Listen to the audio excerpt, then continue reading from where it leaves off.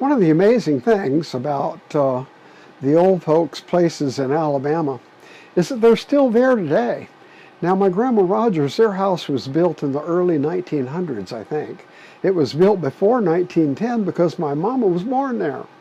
And it was a all wood house, wood frame house. It was rather large, and it was built up on pilings made out of rocks with mortar. And you could crawl under the house if you were brave enough. I was always afraid to go under there because of rattlesnakes. But the house was really cool. I will have to show you a sketch of it, maybe even a Google Earth photo of the house. But we went back there in 2004, 2002, when my son graduated from college. We made a little trip through there to take pictures. And I was amazed to see that that house was still standing and people were living in it. But the house was pretty much the same. They had added a little addition to it and kind of modernized it and built a foundation under it, but it was still there. And the chicken yard was still there, although they had taken down the fence and they no longer kept chickens, and the garden area was still there.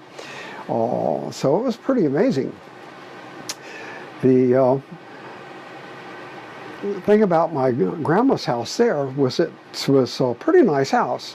And when you went there, things were different than a house today. For instance, in our house here in Battle Ground, the hall is this long, narrow thing about that wide, and you go down it to get to other rooms. Well, Grandma's house had a hall too, but the hall was just a big room. I couldn't tell you the exact dimensions, but it was a big room.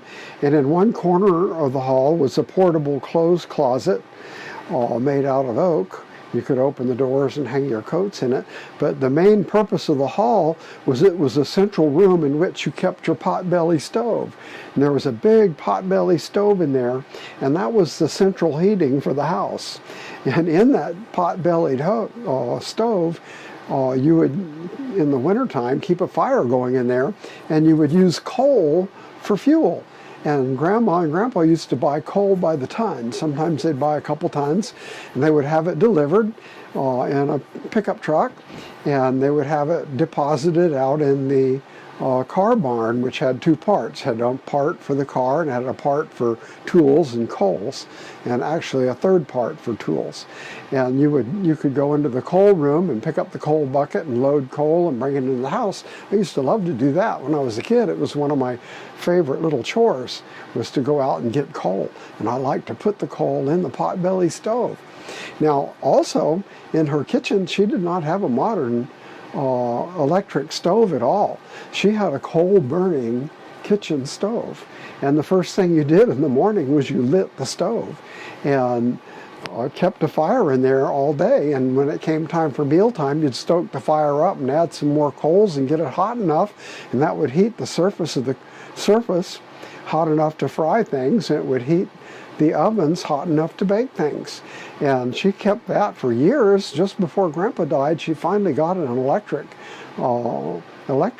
oven and range that was a little bit more modern. But I remember the coal-fired kitchen stove very well. My Grandpa Crowley had one too. And that's just what you did in the back hills of Alabama. Now, Grandpa's house, Grandpa Rogers' house, like I said, was rather large. He had a large living room with a piano in it, and it had a fireplace. Then he had a big dining room, and he had the master bedroom, and the master bedroom had a big fireplace. And then there was another bedroom that used to be my mom's room, and it had a big fireplace.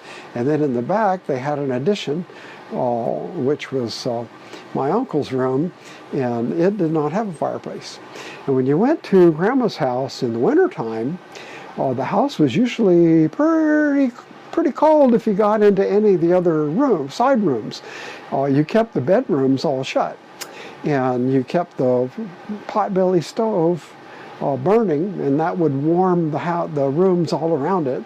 And you kept your kitchen stove burning, and that would warm the kitchen. And at night, if it was a really cold night, we'd all go into the master bedroom with Grandma and Grandpa, and they would sit in their rockers and rock and do whatever. And you kept a roaring fire in the fireplace there, and that would warm up that room.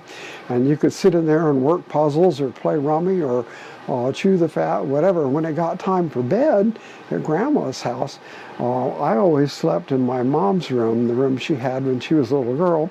There was a big double bed in there, and you would go in there and you would first get all dressed for bed out in the living room where it was warm, or in the bathroom where it was warmer.